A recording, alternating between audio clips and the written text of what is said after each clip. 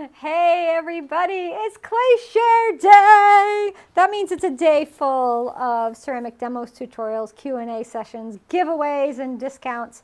And at the end, there'll be cake. At 8, there will be cake. So right now we have Maria Sampson up. She is going to be doing a demo using Georgie's interactive pigments and glazes. You all know how much I love Georgie's. I love their clays. I love their glaze. I really love their tie-dye line, obviously. You see in front of me. I love their colors. You know, there's been a little bit of a theme going on today, and I don't think it's intentional. It just happened where in the Amaco demo, we had the fruit bowls, the strawberry bowls, you know, those juicy fruit bowls. And then we just had in the demo with the flexi bats, those lemon flexi bats, those citrus pattern. And now these juicy tie-dye glazes, you know, Georgie's great glazes. So there's definitely a theme for today. It's like fruity, juicy fruit day. All right, so let's get right to it because I know Maria has a lot to share with us. Now, if you want more of her instructions, she just did a workshop recently on clay share. It was a big one, and it was Whimsical Garden Stacks. It's a 3-parter, so go check that out. All right, hey Maria. Hey Jessica, hey everyone. Hope everyone's enjoying Clay Share Day. I know I am. I've been watching it off and on today. So I'm going to talk a little bit about Georgie's, and it seems like there might be some new folks here who might not know Georgie's. So. Yeah, I saw somebody was like, what are GR pottery forms when they were watching Jeff. So a little bit of history on Georgie's that many people might not know. Georgie's has kind of been around since like 1965.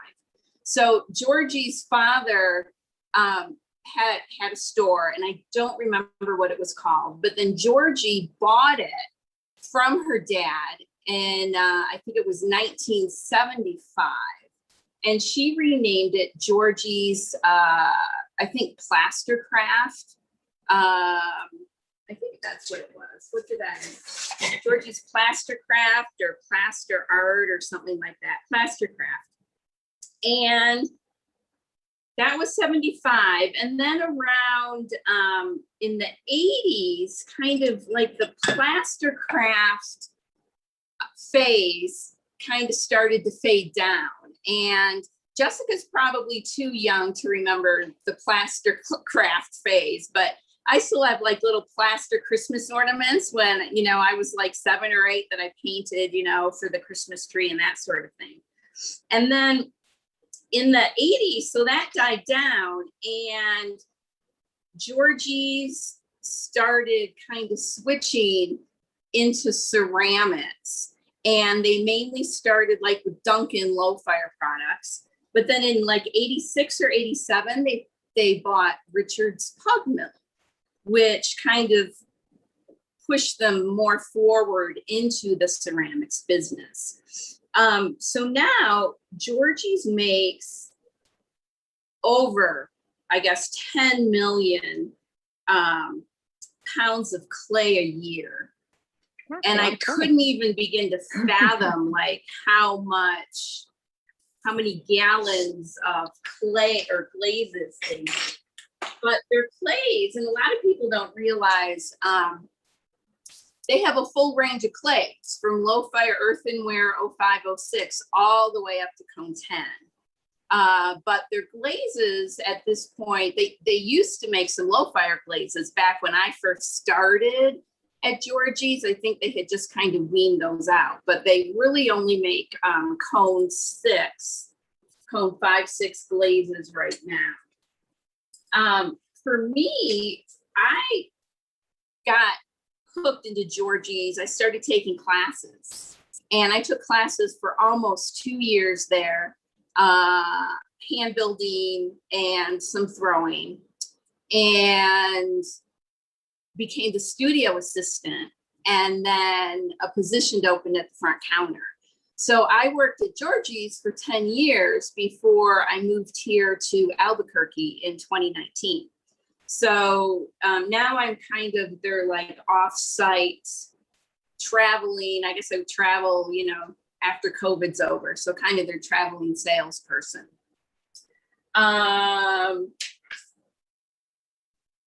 so that's a little bit of history about Georgie's.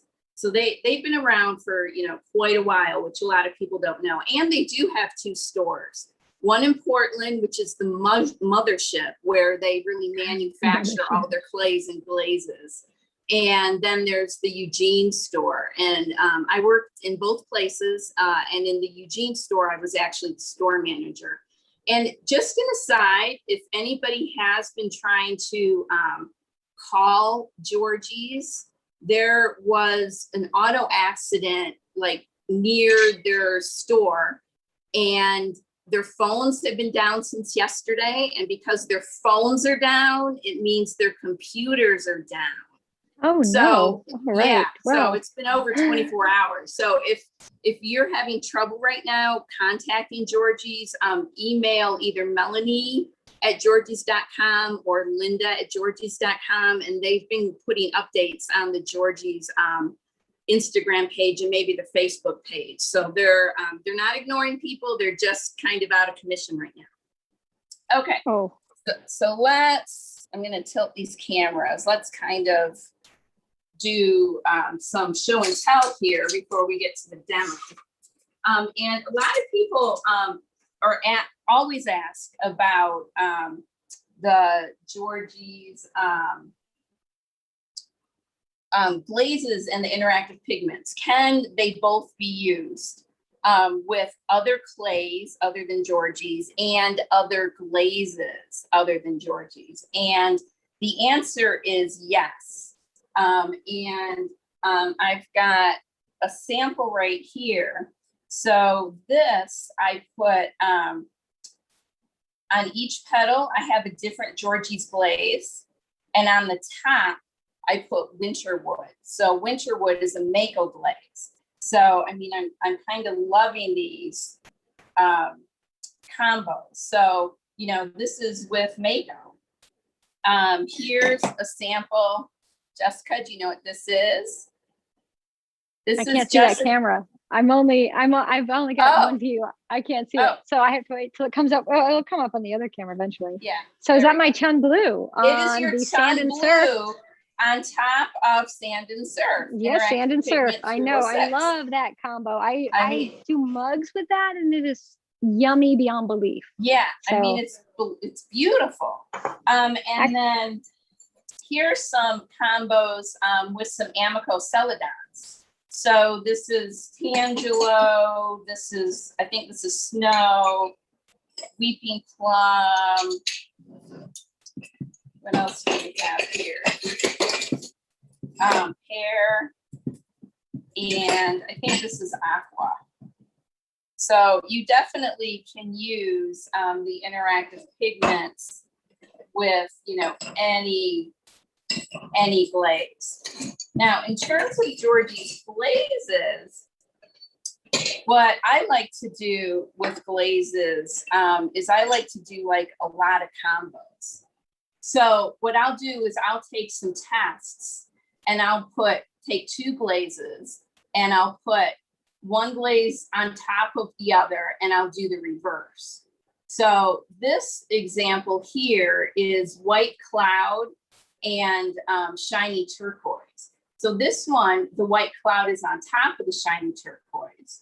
And on this side, the White Cloud is underneath the Shiny Turquoise. So you'll get, 2 different looks using the same glazes, depending on how you layer them. Such a difference. Yeah, huge difference. And a lot of people think, oh, I'll take my white, I'll take white and I'll get the same look. You won't get the same look because there's different things in every white glaze. So I've got this sample here. These are the same glazes underneath. So I've got Scotch Pine on one side and, oh, my mind just went blank. Grass Green on the other. So where are we? Okay, so Grass Green on this side underneath and Scotch Pine underneath. But on top, this one, I have Georgie's Perfect White, and this one, I have Georgie's White Cloud. So same base glazes with two different whites on top. So you can see, you know, there's a stark difference between the two. The other thing I like to do with glazes, especially when I have a new glaze, I'll take either like a tile or a taco, and I'll do 1 coat, 2 coats, 3 coats. And people are always asking me, like, what do you mean by that? So this is lime matte, and this has 2 coats on it, and this has 3 coats on it. So you can see, is the camera picking up the difference? You can see the difference. Yeah, you can really see the difference. 2 coats and 3 coats. And this is blueberry matte, same thing, 2 coats versus 3 coats. So, you know, I really like kind of I think you're figuring losing out the frame a little. Oh, are we back in it? Okay, There I you really go. like kind of figuring out with my glazes, you know, do I want 2 coats? Do I want 3 coats? You know, how does it look? And whenever I'm using a new clay, I do that all the time. Just to know, I've been using a new clay from New Mexico clay, and it absorbs the glazes a lot more. So whenever you're switching clay bodies, you know, do your tests. So that's just a little bit on glazing. And now we're gonna kind of switch, I'm going kind of quick, to the interactive pigments, because that's, you know, really what most people want to hear about. So what are interactive pigments? Interactive pigments are saturated solutions of oxides, and they're different than Amaco's washes. So Amaco's washes, they're iron oxide. It's all iron oxide. Their cobalt is all cobalt. The interactive pigments, though, have a combination of different oxides in each pigment. So that's what makes it different. And they're interactive because they interact with whatever glaze you put on top of it or underneath it. A lot of people don't know you can use the interactive pigments on top of a glaze and do more of a painterly effect. I don't have any samples of that, but if you go to Georgie's website, there's a PDF that shows some of that as well. So, do you have any samples of the interactive pigments with Amico's Weeping Plum? Have you tried that? I've got, this is Weeping Plum. Did you do one Weeping Plum? You did. I did. Yeah, I did do Weeping Plum. So on this, I like this flower because it has 8 petals and there's 8 interactive pigments. And so this is, I go by number. So this is IP 202, 203, 205, 206, 207, 208, 211, and 212. So you can kind of see, I'm not, I like Weeping Plum, but I'm not like too excited with Weeping Plum and the interactive pigments. I love the pear with the interactive pigments. I mean, look at that yumminess. So nice. Any other questions on that? It's so good. Lots of people loving the IPs. Folks didn't know that you could use the interactive pigments on top of the glaze. So that's a whole new world for them. It is a whole new world. You have to like really, really test it. Now, interactive pigments. So this is the same glaze, melon satin. This is my favorite, Sand and Surf interactive pigment. And this is Winter Storm. So the exact same glaze with a different pigment underneath it. And you can even see the glaze itself, if you just kind of look at the glaze color, even that's a little bit different. So because they're oxides, and they're saturated, you know, you get a lot of different looks. The other thing that I really need to stress with the interactive pigments, they are not food safe. A lot of people think, well, I put a food safe glaze on top of them. The only true way to really know if it is food safe is to have it tested. But you could, you know, take some lemon and put some lemon on the piece and see, you know, for 24 hours and do an acid test and see if anything like that happens. So if you're making a mug, you know, leave a good lip. If you're making a bowl, put the interactive pigment on the outside. So just kind of be really careful with that, because the interactive pigments are extremely saturated with oxides. That glaze you just showed, was that the satin melon? Yes, Georgie satin melon. Thank you. Okay. This guy here, this is kind of a new combo that I've been trying. This is Georgie's speckled olive satin on top of the sand and surf. And I made this piece during the whimsical garden stack, but I mean, that's, you know, I'm just kind of loving that. I don't know if you can really pick all that up, but it's a pretty form for a leaf, pretty glaze for a leaf. Okay, so some of my favorites. This is Fiesta Yellow over Sand and Surf. And I like putting that on birds. And the interactive pigments, they really love texture. They kind of need texture. But if you don't have texture on your piece, so this bird didn't have texture. This is Winter Storm with eggshell wash on top of it. What I did was I glazed it sporadically. So when I put the interactive pigment on, I put it thicker in some areas, thinner on others. And when I glazed it, I did the same with the glaze, so that I could have more of a mottled or kind of sporadic look for that. Okay. The other thing I like to do is when I take my samples, I use these samples to figure out like how they might look on a piece. So this is burnt orange, and this is on top of autumn foliage, and this is on top of the sand and surf. So, and this one is the autumn foliage. I love the autumn foliage. It's always one of my go-tos. Here is, what is this? This is Amico Celadons. This is the Celadon Bloom.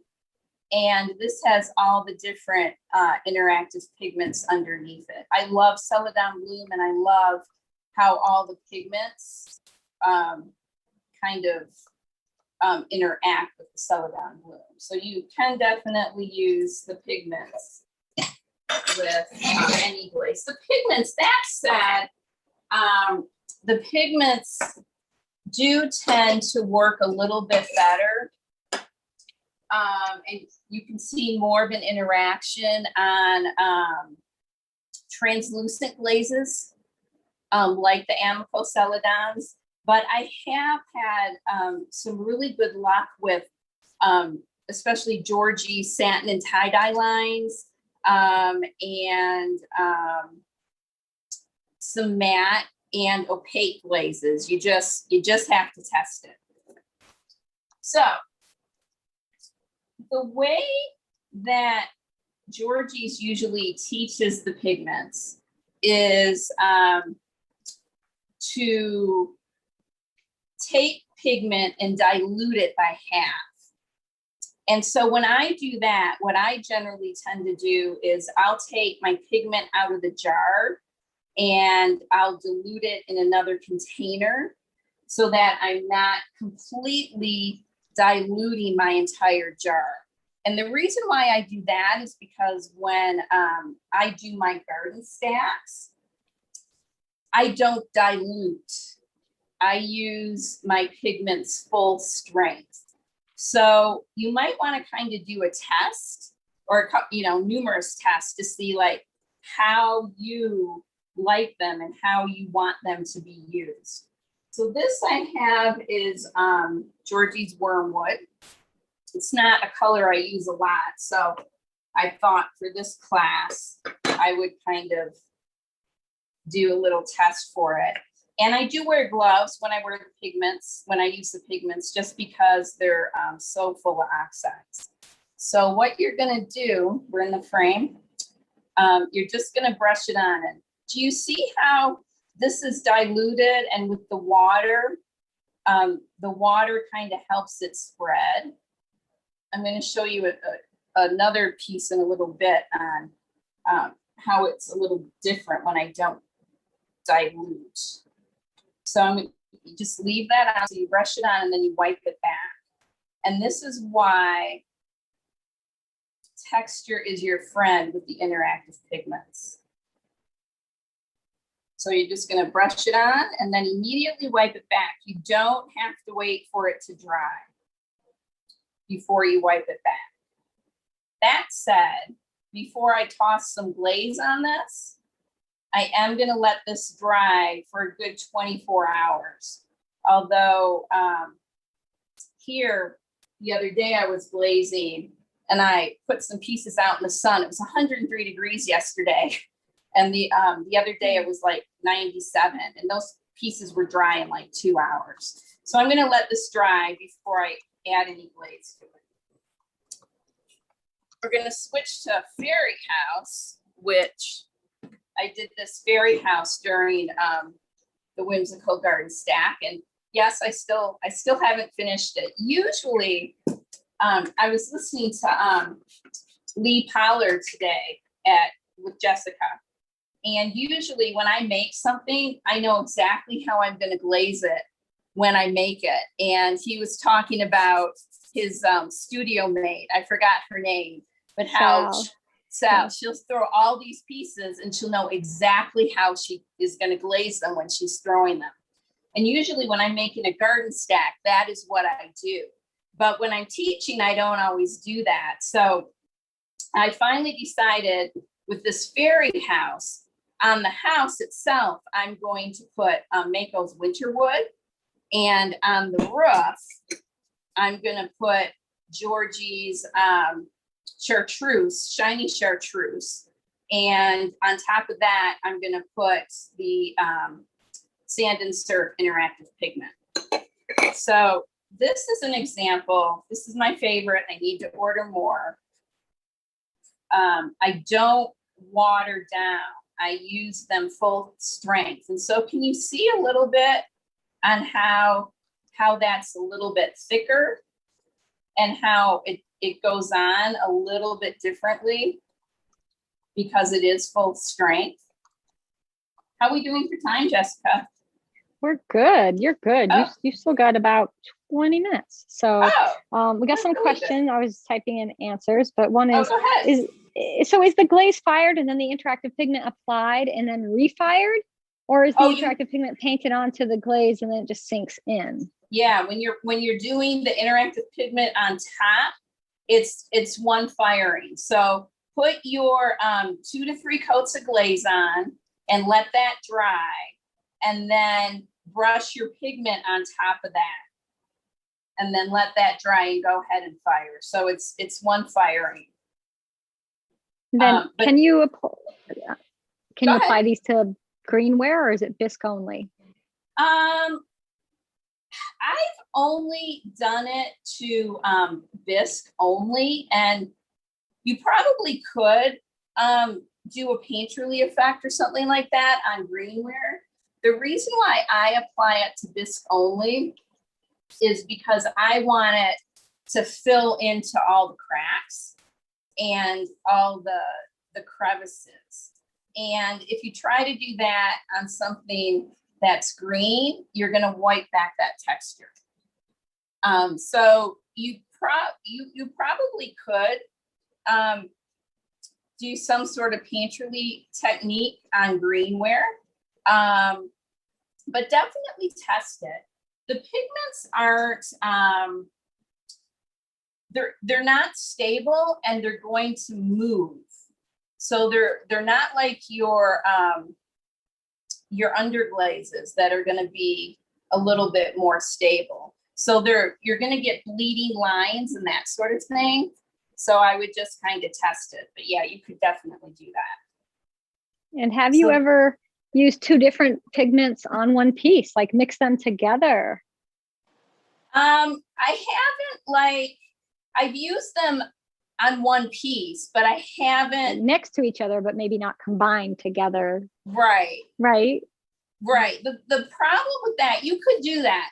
The problem with that, though, is that you have to really know and kind of remember and take notes on like how much you put on each piece, because everything, it's going to be different. But you could, I mean, I put pigments like next to each other for sure, but I haven't actually combined them, and I haven't combined or mixed my pigments either.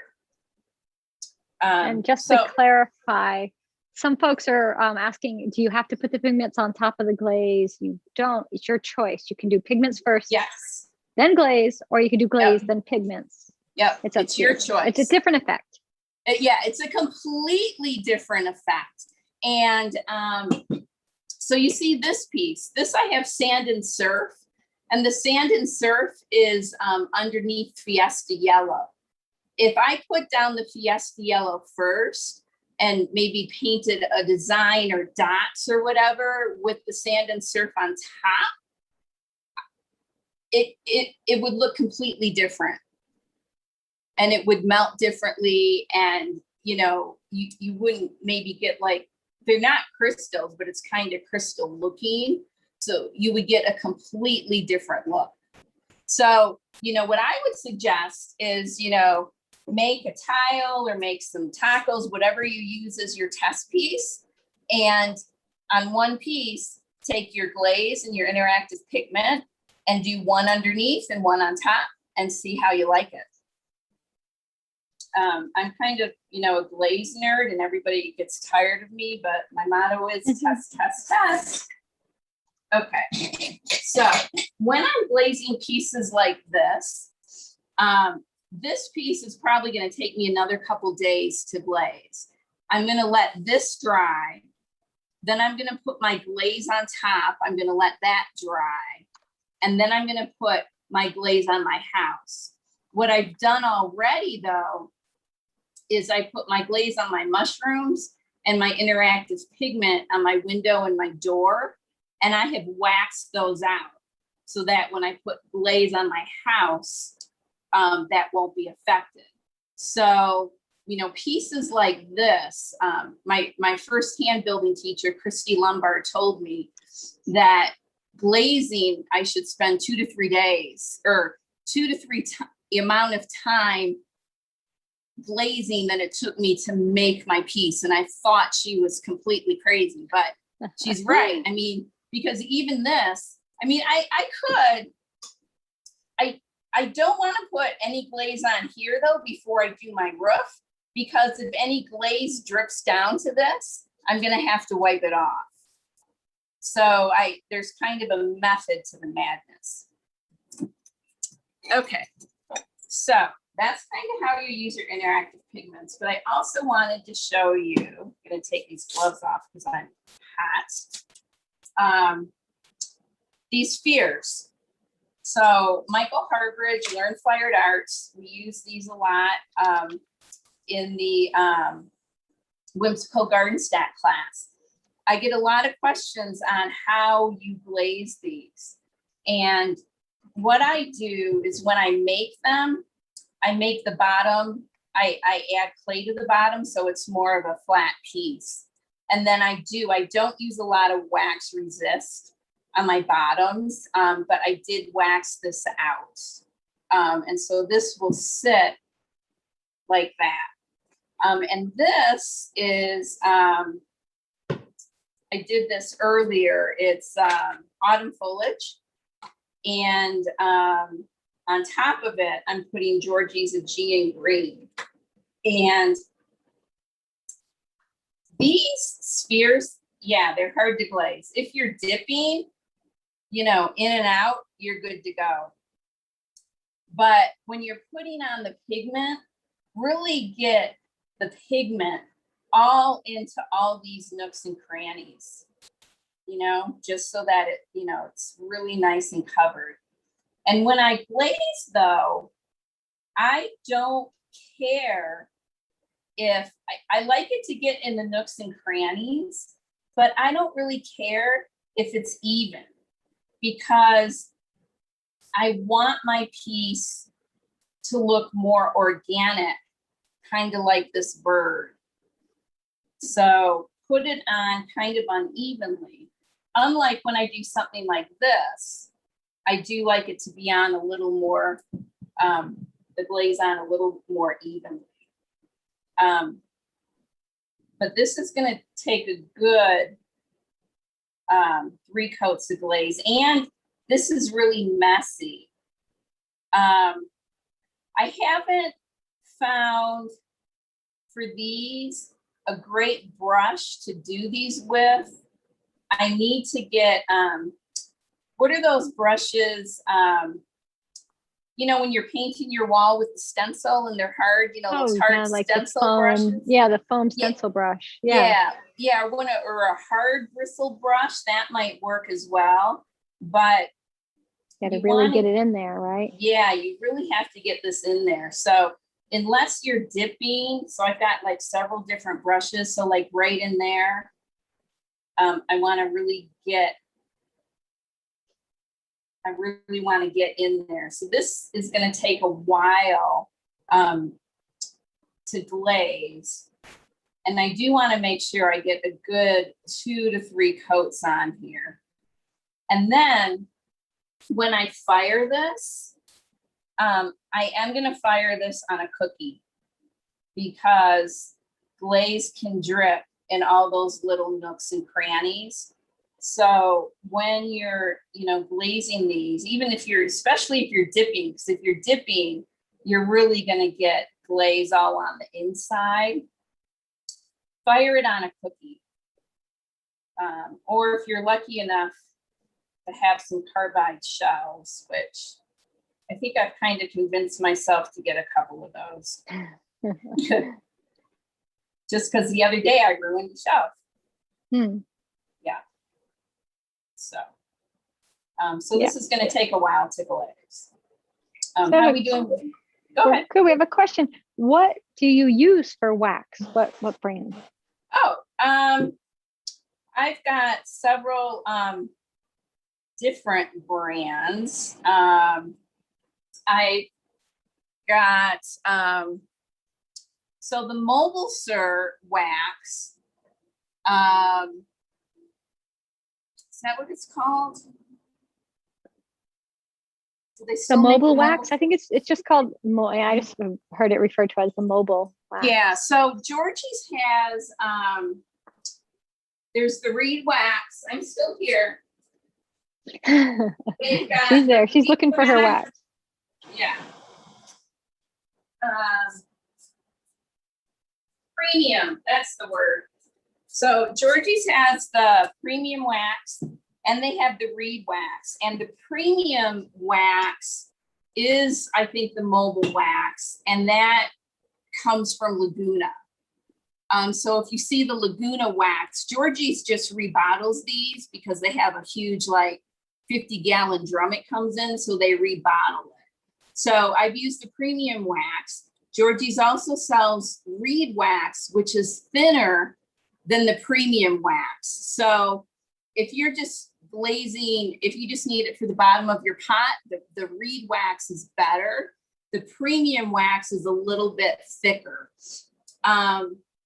So that if you're gonna do maybe like a water etching technique, you want a thicker wax. So like the premium wax. I've used the Saptosa green wax. And what I like about this is that it is green, so I can see where I'm putting it. But you kind of add food coloring to your other waxes.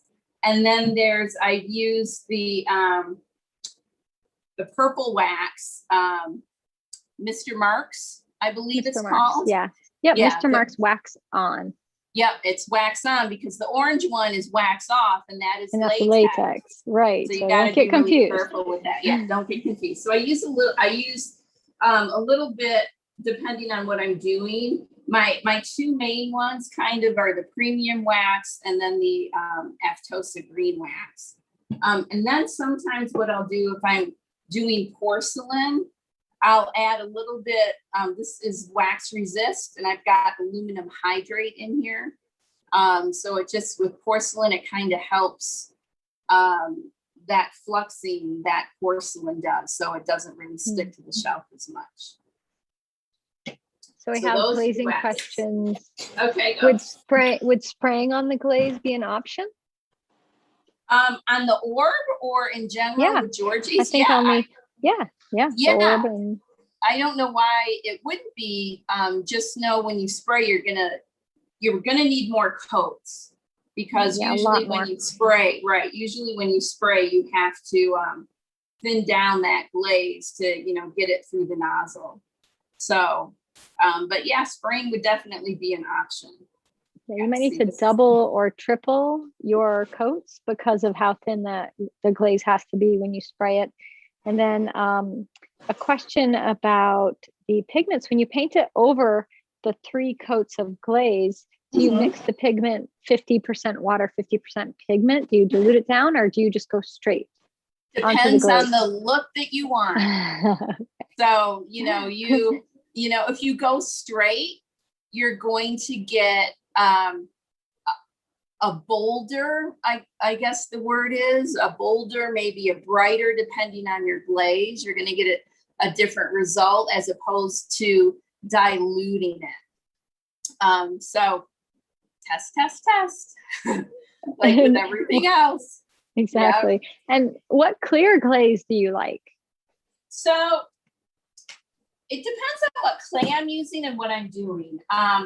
My primary glaze, I use Georgie's zinc-free clear. And that's because it doesn't have zinc in it. And so if you're using underglazes, your greens won't turn brown. But I also like Amaco's has a nice zinc-free clear. And they have, I believe Amaco has a satin clear that does not have zinc.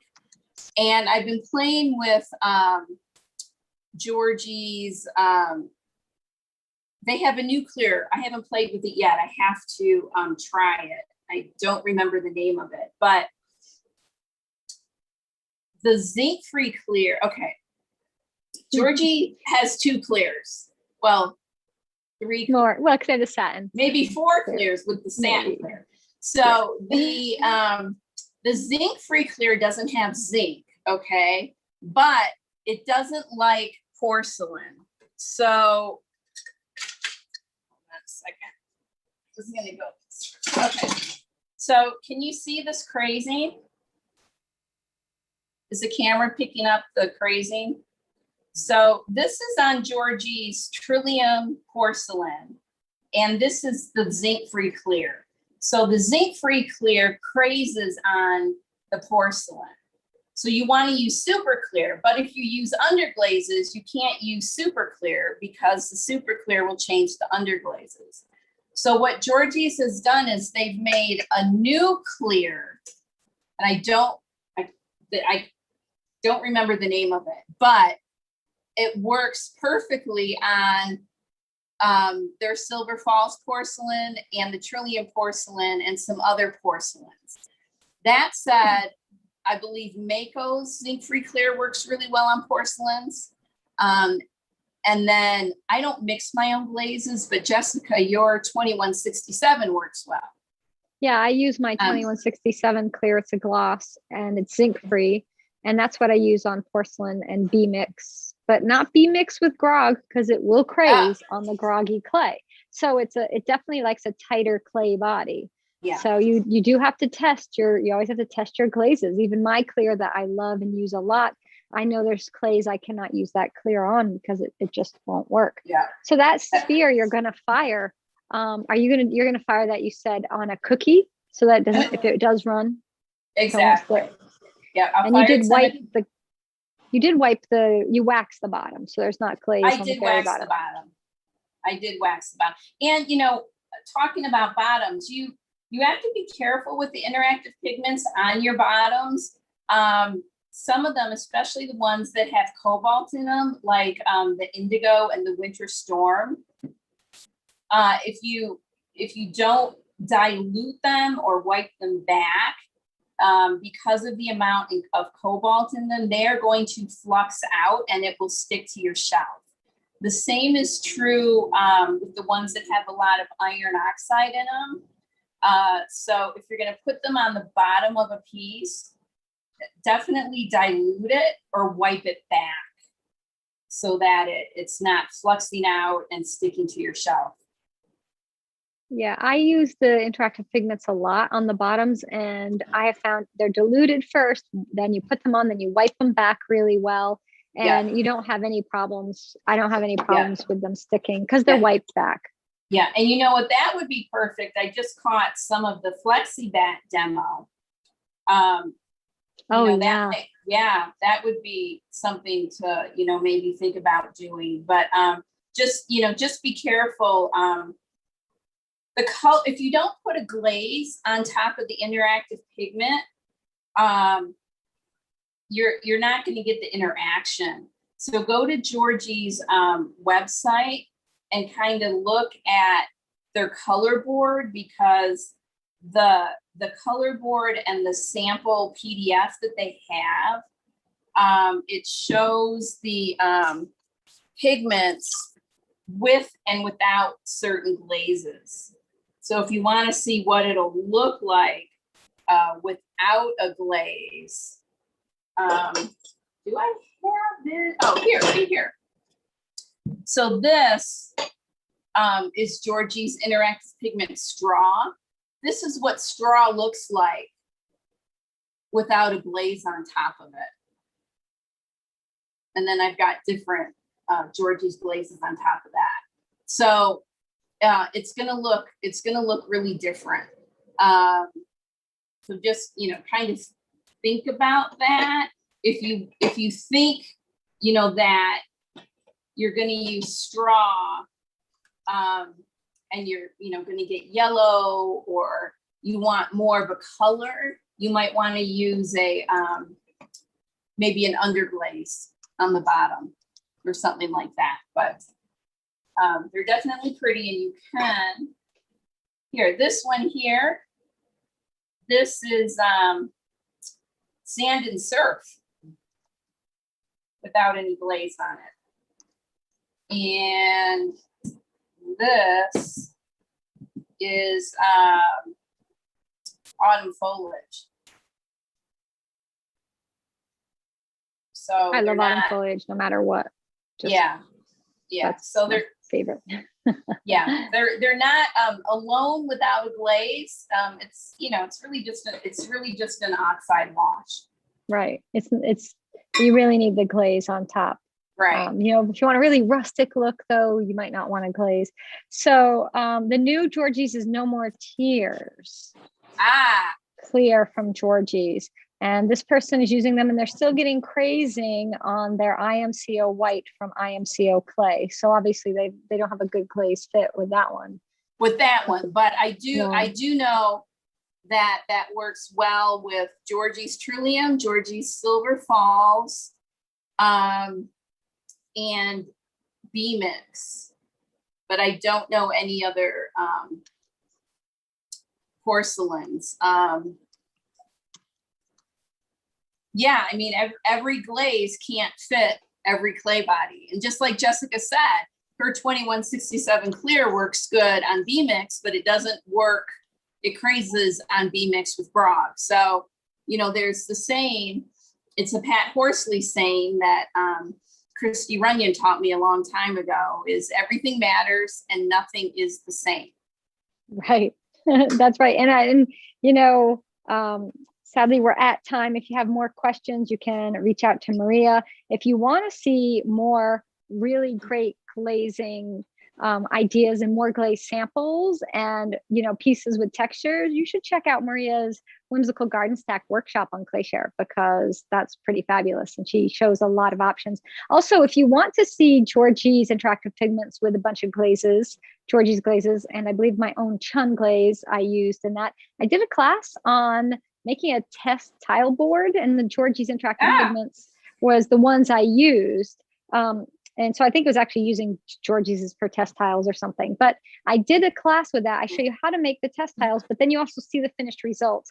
Of course, that's fired in my kiln on my clay, but it gives you a really good idea. So you could check that out if you can't wait and you want to see an in the person little. And you can message me on my Instagram page anytime at Maria's Art Space. And you need winner card because we got to do a drawing. We're giving away a gift certificate, and my poor Kevin is like, I can't find the name. Did you already give it to me? No, you didn't give it to me. So Mr. Phillips, handwrite it on a piece of paper and hand it back to me. So he didn't get that to me yet, but we are going to give away a $25 gift certificate for Georgie's. So you can use it on any of Georgie's products. And that lucky winner is coming up as soon as Kevin writes it down for me. He had everything all printed out and cut them up. And we have all these like really nice little cards. And now he can't find that one. So we're going to get that. Good all day too. Oh, we had it together. You have. You know, it's been a long day, and we have coming up at 6 o'clock. I'll be doing a demo with Diamond Core Tools. I'm going to use their new handle extruders. I've never used them before. So I am going to unpack them from the box, and we're going to use them together. First time I get them, it'll be like first time you get them, and we'll talk about them. And I'm also going to do a Sgraffito demo. So I'll do a quick little carving demo with my favorite carving tool from Diamond Core Tools. So we'll talk about that. And Diamond Core Tools does have a discount happening for today. It's a one day only. And you can get your tools 10% off through diamondcoretools.com. So I'll be coming up next. But right now we're giving away some gift certificate to Georgie's. So, all right, he says it's over here. It's somebody over here. So there's a card over here. Okay. Apparently I had it all along hidden under my notes that I've been taking. So, all right. So the winner of the Georgie's gift certificate is Susan Vandenberg. Susan, congratulations. You've won yourself a $25 gift certificate to Georgie's. You buy a interactive pigment kit and try a bunch of pigments. You could get the tie-dye glaze kit and try a bunch of tie-dye glazes. There's the satin glazes. There's so many things for you to try out there. So go ahead and get it. Everybody else, check out Georgie's. You know, they have some amazing products, and I think you'll love them if you haven't tried them yet. All right, so I'm signing off for now. Thank you, Maria, for being here with us, and I'll be back in a few minutes with Diamond Core Tools.